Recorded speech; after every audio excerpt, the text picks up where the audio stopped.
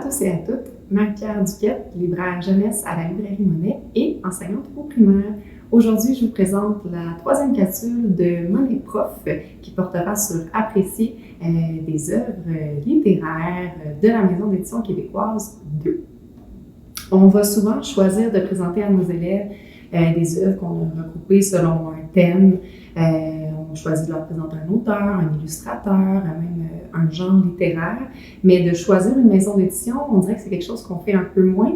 Puis je trouve ça pertinent de le faire parce que ça permet de mettre en lumière pour les élèves un élément important du monde du livre. Quand on choisit de présenter un éditeur de travailler un éditeur avec nos élèves, de voir, la première chose à faire, je vous dirais, c'est d'aller sur le site Internet de la maison d'édition. Parce que souvent, les éditeurs ont toutes sortes de choses intéressantes qu'ils mettent à notre disposition. Pour ce qui est des éditions 2, ce qu'on peut retrouver sur leur site, que j'aime bien, d'abord, dans leur catalogue, on présente tous les albums. On va avoir, bien entendu, un petit résumé du livre et tout ça, mais on va aussi avoir une espèce de bande déroulante où on présente différentes critiques qui ont été écrites pour cette œuvre-là. Il va aussi y avoir toujours 3 doubles pages qui vont avoir été numérisées. Donc, on peut les projeter aux élèves si on utilise ce livre-là. On peut aussi les regarder avec les élèves pour choisir un prochain projet de lecture. Donc, il y a plusieurs choses qu'on peut faire avec ça. Il y a aussi des articles qui sont intéressants à aller lire, que les auteurs ont écrits, qui nous parlent un peu du processus d'écriture d'un livre, par exemple, qui vont nous parler de pourquoi ils sont attachés plus spécifiquement à une de leurs œuvres, etc. Puis, il y a aussi un profil biographique pour chaque auteur-illustrateur qui est publié chez deux. Alors, on voit vraiment une photo puis une petite description de l'auteur ou de l'illustrateur. Ça nous permet de les connaître davantage. Quand je suis allée sur le site de la Maison d'édition 2, j'ai lu leur mission. Parce que, bien entendu, les éditeurs vont choisir de publier des œuvres pour une raison. Souvent, c'est en lien avec la mission qu'ils se donnent. En lisant la mission de 2, il y a une phrase qui m'a accrochée particulièrement, puis ça m'a donné envie de construire cette capsule-ci différemment des autres. Je vous lis cette phrase-là. Donc, mission de 2. Un lien qui se crée entre un enfant et un livre, le bon livre. Voici ce que 2 souhaitent provoquer. C'est une phrase qui m'a ramenée dans une réflexion que je vous dirais qui est cyclique pour moi comme enseignante. C'est toujours... j'utilise toujours un livre à son plein potentiel pédagogique. Presque toujours, en fait. Quand j'ai un livre que je choisis de présenter aux élèves, je vais le tordre pour en extraire tout le jus pédagogique que je peux y trouver, la grammaire, OK, on va faire un petit peu de fluidité, les stratégies de lecture, pourquoi pas une petite piste d'écriture, j'ai besoin d'une trace en écriture parce que j'approche d'un bulletin. En fait, on est toujours coincé entre 2 bulletins, fait qu'on a toujours besoin de traces pour une compétence par-ci ou une compétence par-là.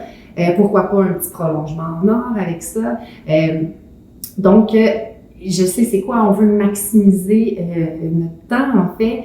Donc, on est souvent porté à un peu, je dirais, dénaturer l'œuvre qui, à la base, a été écrite pour tout simplement offrir un moment de bonheur, un moment de plaisir à son lecteur. Donc, c'est important de se repositionner parfois avec les élèves et de seulement leur présenter les œuvres pour le plaisir. On fait juste lire ce livre-là, on en profite, on le déguste ensemble, puis c'est tout. On ne s'arrête pas pour se poser des questions, on ne va pas écrire dans notre journal de lecture, c'est tout. On profite de ce livre-là, on l'aime, on vit un moment ensemble.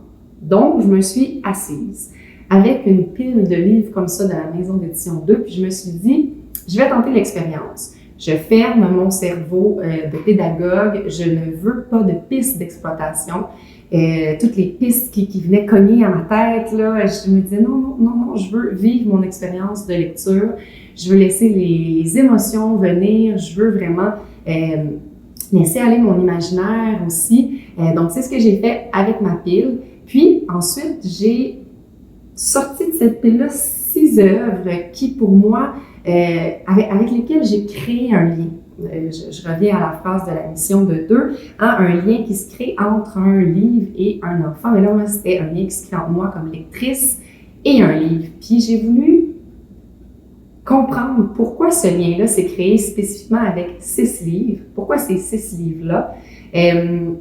Donc, j'ai lu, relu les œuvres, analysé. J'ai essayé vraiment d'aller mettre le doigt sur les éléments qui ont fait en sorte que j'ai créé un lien avec ces livres-là. Donc, ça m'a apporté à vous préparer l'appréciation très positive de 6 œuvres de la maison d'édition 2. C'est important de dire aux élèves qu'on a le droit aussi de faire des appréciations peut-être un peu moins reluisantes. Ça peut être négatif, une appréciation, on peut faire ressortir les faiblesses, mais ici, c'est pas le cas pour ce que je vous présente. Ensuite, quand j'ai tenté de tourner cette capsule-là, j'ai dû recommencer à plusieurs reprises. Ça coulait pas bien, j'éprouvais des difficultés, puis je me suis dit, OK, j'ai besoin d'outils. Je pense en fait que je me suis sentie comme les élèves quand on leur demande de faire une appréciation. Je manquais de mots. Puis je manquais de structure dans ce que je devais faire. Je m'explique. Quand les gens viennent en librairie, quand je parle avec des enseignants et que j'ai envie de partager un livre que j'ai adoré, ce qui me vient tout de suite comme mot, comme explication, c'est « Vous devez lire ce livre-là, c'est tellement un bon livre, je l'ai aimé, les illustrations sont belles, le livre était drôle. » Je vais toujours dire ce genre de choses-là, puis ça ressemble beaucoup à ce que les élèves vont nous produire comme réponse d'appréciation. Donc, je me suis rendu compte que j'avais besoin de savoir qu'est-ce que je pouvais regarder dans un livre. Alors, je me suis mis des critères d'appréciation, bien entendu. Et ensuite, je me suis dit, OK, mais bon, des critères d'appréciation, je peux parler de l'intrigue, je peux parler des illustrations, je peux parler des personnages, du rythme, du choix des mots, OK, du lieu, du temps, il y a toutes sortes de choses que je peux dire, mais qu'est-ce que je peux en dire aussi? Qu'est-ce que je peux dire d'une illustration? Qu'est-ce que je peux dire d'une intrigue? C'était important pour moi de me créer un outil qui allait me permettre d'aller vraiment en profondeur dans mon analyse. Bien entendu, vous savez que je fais toujours des documents d'accompagnement qui vont avec les capsules, donc vous retrouverez cet outil-là dans la capsule ainsi que dans le document, ainsi que mes fiches d'appréciation complètes. Puis ensuite, je me suis dit, j'ai besoin de vocabulaire. J'ai besoin de vocabulaire pour être plus précise, pour être plus spécifique dans ce que je veux nommer, pour ne pas toujours dire « j'aime, c'était beau, ça m'a plu ». Okay? Donc, j'ai mes petits outils ici pour vous faire mon appréciation. J'espère que ça va être utile pour vous donner des mots, pour faire des modelages pour vos élèves et que ce sera utile aussi pour vos élèves, pour leur donner des mots, des moyens pour pouvoir faire de belles appréciations. Je débute avec une musique pour Madame Lune de Philippe et Erin Stead. J'espère que je l'ai bien dit. C'est vraiment un livre qui m'a transportée dans un univers assez farfelu. L'histoire, c'est un peu comme des morceaux de rêve qu'on essaie de rapiécer ensemble au réveil pour essayer de comprendre à quoi on a rêvé un peu. C'est un livre qui me rappelle beaucoup l'univers farfelu d'Alice au Pays des Merveilles parce que l'intrigue est insaisissable, on ne sait pas trop où ça s'en va. L'auteur nous amène dans un beau voyage, c'est agréable, c'est plaisant, on n'a pas envie de refermer le livre, mais on ne comprend pas trop où est-ce qu'on s'en va. Ça me fait beaucoup penser à Alice aussi parce que le personnage va faire plusieurs rencontres. Puis il y a aussi la présence d'une tasse de thé puis d'un chapelier qui vont un peu renforcer cette impression-là. Maintenant, les illustrations. On a des illustrations qui sont très vaporeuses, très effacées, très insaisissables, comme l'histoire en fait, comme je vous disais tantôt. On a des tons de bleu, de jaune, de vert, c'est très doux, c'est très estompé. Puis par-dessus ça, on a un trait de crayon très fin qui vient compléter l'illustration pour les éléments qui sont plus en premier plan. C'est génial sur le site de la Maison d'édition 2. Quand on clique sur ce livre-là, on a accès à des documents qui ont été faits par l'illustratrice pour nous présenter, dans le fond, son processus de création de ces illustrations. C'est vraiment intéressant à aller observer. Mon illustration favorite, c'est celle de la rencontre avec le chapelier. Regardez ici, j'adore les chapeaux qui sont accrochés sur toutes sortes de crochets, puis surtout le réalisme des poils de l'ours. C'est vraiment très, très beau. Ensuite, je vais vous parler des personnages. Le personnage principal de cette œuvre-là, c'est Harriet Henry, une jeune fille qui est absolument géniale. J'aime beaucoup le personnage principal. Elle est timide, elle joue du violoncelle, mais elle n'a pas envie de jouer devant le public. Elle veut vraiment jouer seulement pour elle-même. Donc, elle s'affirme quand même dans sa timidité, si on veut. Puis, elle a vraiment une imagination qui est débordante. Par exemple, dès le début du livre, elle va transformer dans sa tête ses parents en pingouins. Alors, je vous avais montré cette scène-là tantôt. Donc, elle est assise autour de la table avec ses parents. Puis, la page suivante, ses parents, ce sont 2 pingouins. Elle va aussi, par exemple, transformer sa chambre en une petite maison. Elle va s'imaginer une échelle pour pouvoir aller décoincer la lune de sa cheminée. Donc, c'est vraiment une imagination sans limite. J'aime aussi beaucoup les personnages secondaires. Je vous parlais tout à l'heure de rencontres qu'elle va faire dans l'œuvre. Elle va rencontrer un ours et un morse, entre autres. Et ça, c'est seulement à ma 2e ou 3e lecture que je l'ai remarqué. L'ours et le morse, ce sont 2 peluches qu'on voit dans la page titre et qu'on voit aussi dans cette illustration-là ici, dans la cuisine. Donc après, ça va devenir des personnages dans l'histoire. Et j'aime aussi beaucoup le fait que la lune est un personnage dans cette histoire-là. C'est pas seulement un élément de décor. Je termine avec les thèmes qui sont vraiment nombreux dans ce livre-là. J'aime ça parce que, dépendamment de l'interprétation que le lecteur fait de l'histoire, je pense qu'il va faire ressortir des thèmes qui sont différents. Puis à chaque lecture aussi, il y avait d'autres thèmes qui m'apparaissaient évidents, comme la musique, bien entendu, la timidité, la performance, il y a un peu une quête identitaire aussi. On parle d'amitié, d'entraide. Pour moi, ce qui est le plus ressorti, c'est vraiment l'importance de l'imaginaire. En fait, on a tous dans notre tête un univers fantastique avec lequel on peut s'évader, on peut aller se réfugier là pour s'apaiser, pour trouver des solutions à des difficultés qu'on vit dans le quotidien. Donc, c'est vraiment ce qui est ressorti davantage pour moi, ce qui est venu beaucoup me toucher. Je recommande ce livre-là peut-être plus pour les élèves à partir de la 4e année en montant, parce qu'il est quand même complexe, mais je pense quand même qu'il peut être présenté à des plus petits aussi. Je poursuis avec Si j'étais ministre de la Culture, un livre de Carole Fréchette et illustré par Thierry Dezieux. Ici, on a une œuvre qui m'a vraiment amenée à me mobiliser, si je peux dire. C'est vraiment un livre qui nous sensibilise sur l'importance des arts et de la culture dans notre société. Le thème, en fait, les thèmes, là, ici on parle de politique, on parle de culture. Je trouve pas que c'est des thèmes qui sont faciles à rendre accessibles pour des jeunes lecteurs. Donc moi, quand j'ai lu cette œuvre-là, je me suis dit, wow, mais quel coup de circuit de l'auteur et de l'illustrateur d'avoir réussi à transmettre un message de façon si puissante, si intense, avec peu de mots, avec humour. C'est vraiment du génie. Donc, la façon que c'est fait, c'est qu'on a un personnage féminin qui nous explique que si elle était ministre de la Culture, comment elle ferait en fait pour faire valoir l'importance de la culture. Elle va vraiment s'époumoner tout au long de l'histoire pour transmettre son message, même que visuellement dans les illustrations, on a toujours l'impression qu'elle est en train de crier.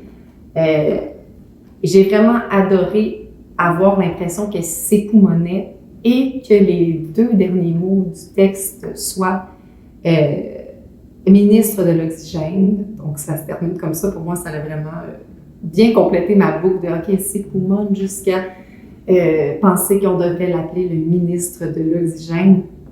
Mais bon, je reviens sur la stratégie qui a été utilisée par le personnage principal. Elle décide de faire un décret ministériel pour interdire la présence de la culture, des journées sans culture. Okay? C'est ce que, pour faire ressentir, en fait, aux gens comment on serait complètement démunis, comment notre vie serait pénible si on n'avait pas les arts et la culture.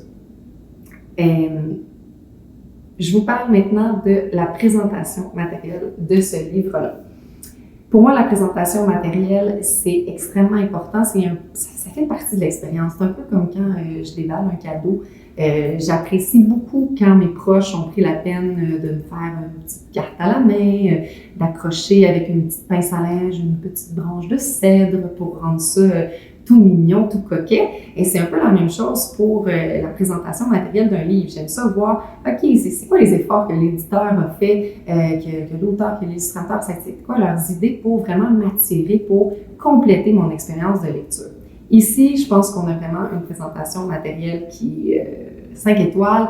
D'abord, le format qui est grand, le format qui est souple aussi, qui m'amène aussi à me questionner pourquoi ce choix-là. C'est ça qui est intéressant aussi. On sait que la présentation matérielle, ça a été choisi. Alors, pourquoi on a choisi une couverture souple? Pourquoi on a choisi d'avoir des rabats à l'intérieur du livre comme ça ici?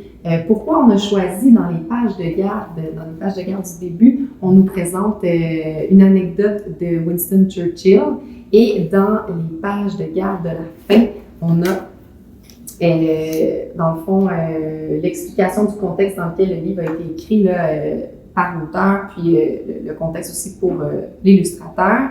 Et on a, si vous l'avez vu là, sous le rabat ici, un manifeste à déplier et à afficher partout. Je l'ai derrière moi d'afficher, alors je n'aurai pas à déplier celui-ci.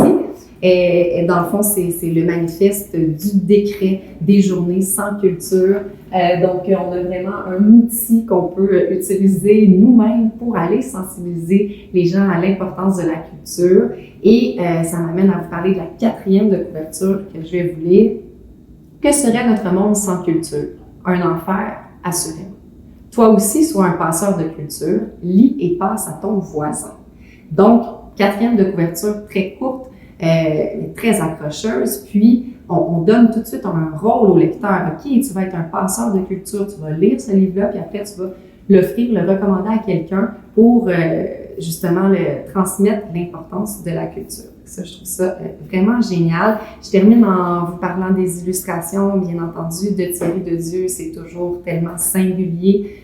Je trouve ici que on est allé vraiment avec des illustrations qui nous rappellent beaucoup, la caricature, les expressions, les émotions ressenties par les personnages sont vraiment très intéressantes. Regardez ici le regard vide de cet adolescent. On a aussi des jeunes filles qui font de la danse dans une certaine page de la déception. La déception devant le fait qu'il n'y aura pas de danse, là, elles sont complètement démunies. J'aime aussi, j'ai particulièrement une illustration où on propose de se mettre des dispositifs sur la tête pour cacher de notre vue tout ce qui est beauté architecturale, etc. Donc, les illustrations, c'est vraiment un gros coup de cœur pour moi dans cet album-là. Je termine en vous lisant un passage, mon passage préféré de l'œuvre, parce que je trouve qu'il y a vraiment une belle musicalité dans l'énumération.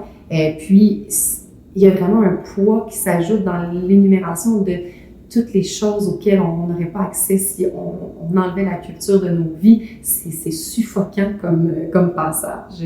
Je vous lis. Combien de temps dureraient ces journées sans culture?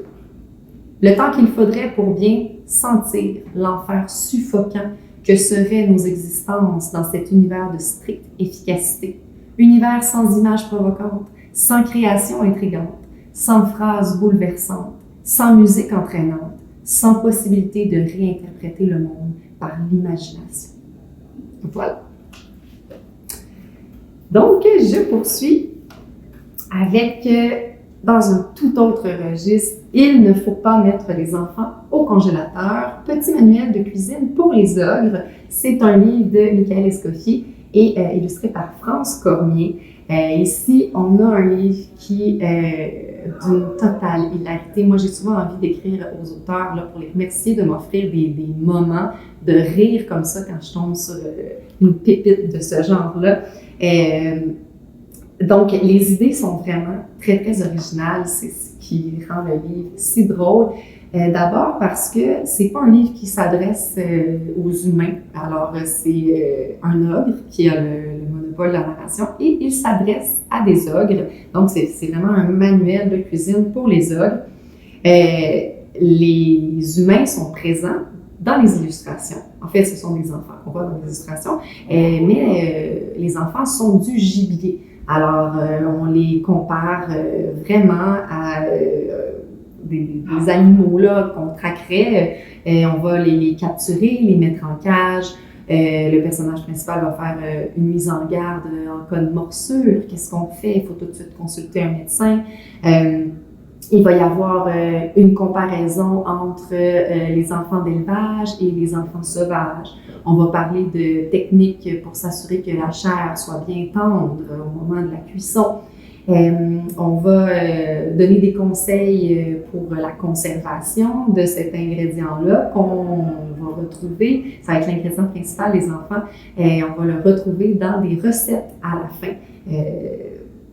Moi, j'ai tout de suite éprouvé un profond malaise en commençant la lecture de ce livre-là parce que je me suis dit, OK, mais jusqu'où on va aller là? Est-ce que c'est un peu délicat, là, on va voir des enfants se faire dévorer par un ogre, il y aura pas quelque chose d'un peu cruel dans tout ça? Mais non, absolument pas. C'est drôle du début à la fin.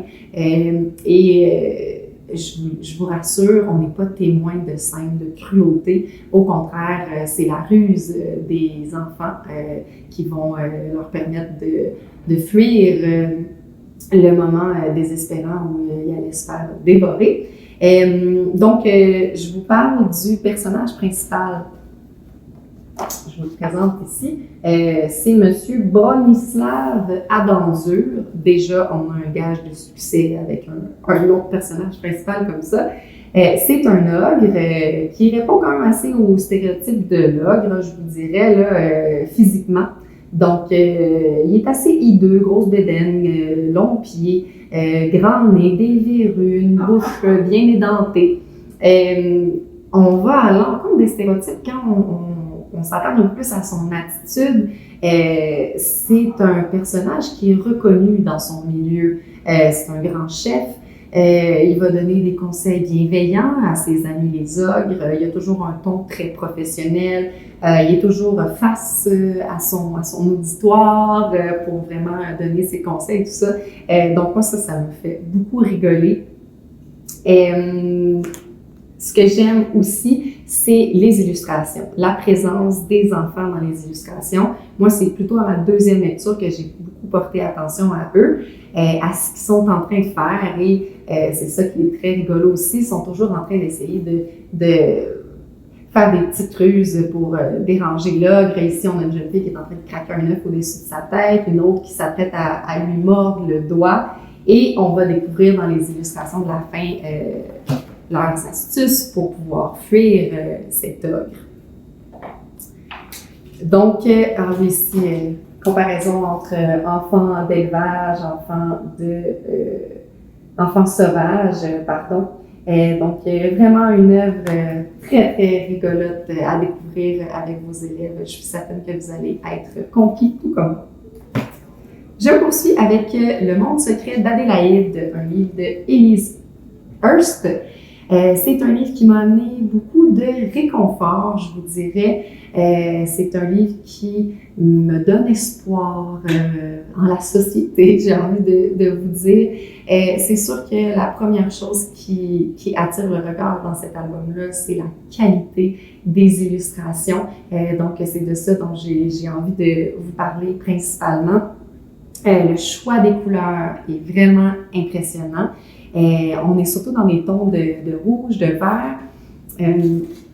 Puis, on va amener d'autres tons, dépendamment de ce qui se passe dans l'histoire. Il va y avoir une tempête, donc on va amener des gris dans l'illustration. Les moments où on est à une table de travail, parce que c'est des artistes, les personnages, quand ils sont dans leur atelier, à leur table de travail, la luminosité qui va être créée par le jaune, le orange, ou encore les moments où on est dans la nuit, puis ça va tout être dans un bleu dense là, qui va enrober les illustrations. Le choix de couleurs est vraiment intéressant à observer. J'aime beaucoup aussi cette illustration-là ici, qui est un souvenir d'enfance du personnage principal. Puis le cadre est flou, donc ça me donne vraiment l'impression que c'est un souvenir. J'ai été vraiment très impressionnée par les effets que l'illustratrice a réussi à créer. Pour la pluie, les flaques d'eau au sol, il va y avoir un tourbillon de vent aussi, donc comment elle a pu jouer avec les couleurs pour nous faire voir ça dans ses illustrations. Elle utilise la peinture à l'huile, c'est assez évident dans les illustrations parce qu'on voit souvent comment je pourrais dire ça, le grain de la toile qui ressort. Donc chaque page, chaque double page, on dirait vraiment que c'est un tableau, en fait, là. C'est vraiment très beau. Puis, j'ai beaucoup d'admiration pour les illustrateurs qui réussissent à mettre des émotions dans le visage d'un personnage animal. Ici, c'est une lapine, le personnage principal. Puis, on devient très empathique à ce qu'elle vit parce que les émotions sont tellement bien transmises dans son visage. Regardez ici, et à côté ici, le regard tout nostalgique, c'est vraiment très, très beau. Ensuite, j'ai envie de vous lire un passage, ma phrase préférée de ce livre-là. Le jour, elle repère les gens silencieux, les gens paisibles, ceux qui dansent, qui soupirent et qui rêvent, chacun de leur côté. J'adore cette phrase-là parce que je trouve que ça explique de façon très juste, très poétique, une activité que j'adore faire, qui est observer les gens dans le métro, ou parfois je vais faire ça à l'aéroport, puis imaginer leur vie. Okay? C'est un livre qui nous donne envie de créer des liens avec l'autre, de s'ouvrir aux autres. Ça m'a aussi beaucoup fait penser à la chanson de Roxane Bruno, Partout. Je ne vais pas vous la fredonner parce que ça ne sera pas très beau, mais il me semble bien que ça dit quelque chose comme nulle part et partout à la fois, on est des millions comme moi. On se sent comme perdu dans une foule, alors que on vit tous chacun notre petite vie de notre côté, mais on gagnerait tellement à tisser des liens avec l'autre, à aller plus vers l'autre. Et puis c'est la morale que ce livre-là nous apporte. C'est vraiment d'une grande beauté. Je poursuis avec Nope, un livre de Caroline Magerle. C'est un livre qui m'a beaucoup attendri. Autant son personnage principal, un petit ourson en peluche un peu défraîchi, que la quête de ce petit ours-là, que les illustrations aussi. Ça m'a beaucoup attendri, mais ce que j'ai le plus envie de vous faire ressortir, c'est le choix des mots, le rythme aussi des phrases du texte. D'abord, on a beaucoup d'énumération dans le texte. On a beaucoup de ponctuation, donc des virgules, 3 petits points qui rythment le texte. Et puis, on va aussi disposer le texte de façon différente dans les pages, ce qui nous amène à modifier un peu notre rythme de lecture. Regardez ici, on coupe la phrase en 3 parties, comme ça ici. Il y a des phrases qu'on va débuter sur une page, on va avoir 3 petits points, tourner la page pour poursuivre la phrase. Donc, ça va vraiment nous donner un rythme de lecture qui est plus lent, plus contemplatif. Il y a une page aussi que j'aime bien ici, regardez. On a vraiment un mot, une illustration. Là. Donc, on a vraiment un rythme très, très lent pour cette page-ci. Et il y a aussi une page à la fin, le personnage va tomber, puis le texte va suivre sa chute. C'est vraiment génial, regardez ici.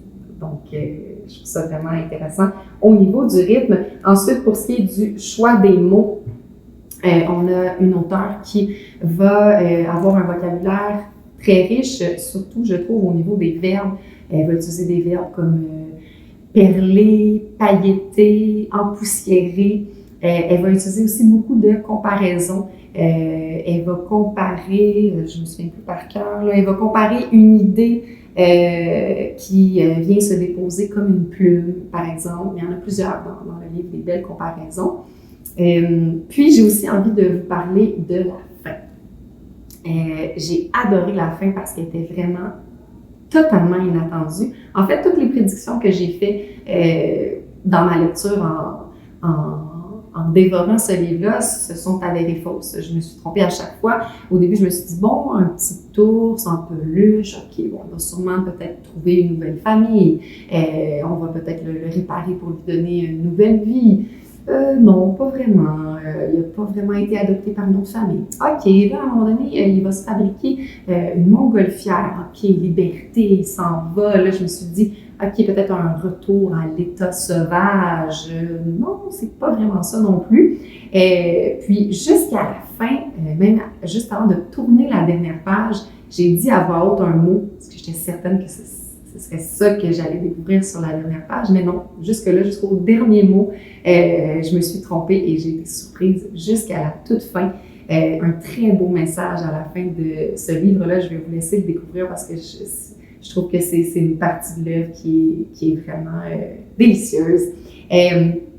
Puis je termine aussi en vous disant que je vous ai parlé tout à l'heure qu'il se fabrique une montgolfière, qui s'en va un peu en quête de liberté avec ça. Et ça m'a rappelé un peu un livre de Jacques Goldstein, Azada. Je ne sais pas si vous le connaissez, mais il vaut la peine d'être lu aussi. Et c'est une jeune fille qui va récupérer le sac à dos d'une photographe ou d'une journaliste qui est venue faire un séjour dans son pays, puis qui va quitter. Elle va tout étaler, le matériel qu'elle trouve dans le sac à dos, puis avec ça, elle va se fabriquer une montgolfière.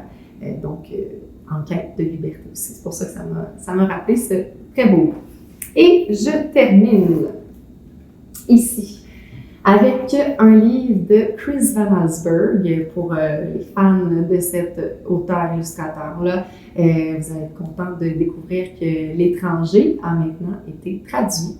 Chris Van Allsburg est reconnu pour ses intrigues remarquables et on n'est pas déçu dans ce livre-là. C'est vraiment un livre qui m'a amené à me questionner, en fait. Puis c'est de l'intrigue que j'ai envie de vous parler. C'est vraiment une intrigue qui est bien ficelée. Ça nous amène vraiment à nous questionner là, du début à la fin. Ça commence avec un fermier qui va renverser un homme sur la route avec son camion. Puis, donc, c'est la rencontre avec l'étranger, c'est un accident. Et l'homme est étrangement vêtu et il a perdu la mémoire. Donc, il ne sait pas d'où il vient, il ne sait pas qui il est. Et il va aller s'installer avec la famille du fermier, puis vivre de façon heureuse avec eux. Mais on se questionne tout au long de l'histoire, OK, est-ce qu'il va retrouver la mémoire? Il vient d'où? C'est qui cet étranger-là? Est-ce qu'il va finir par quitter la famille? Puis, tranquillement, Chris Van Allsburg va laisser tomber des petits indices par rapport à la température.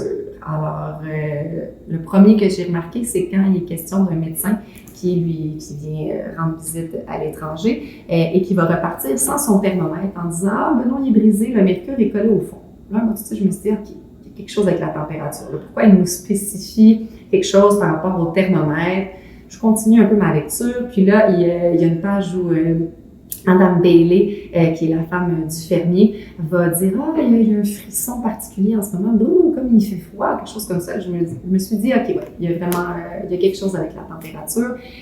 Il va aussi avoir des indices qui vont être parsemés par rapport aux animaux. À un moment donné, il va y avoir des lapins qui vont avoir une attitude surprenante avec lui. Là, au lieu de fuir, vont s'approcher de lui, vont se faire câliner. L'étranger va aussi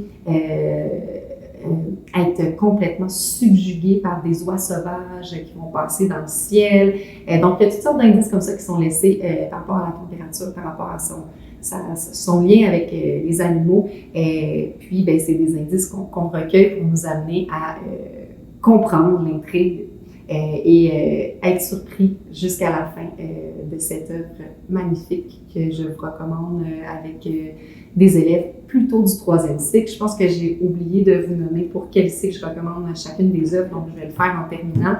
Je vous rappelle qu'un livre peut presque toujours être lu à tous les niveaux, mais bon, je vous donne quand même une petite idée de l'âge à laquelle je pense on peut en profiter davantage. Donc, 3e cycle pour l'étranger, note peut-être plus pour les petits 1er et 2e cycle. Je verrai Adélaïde, Le monde secret d'Adélaïde pour le 2e, 3e cycle, je vous dirais.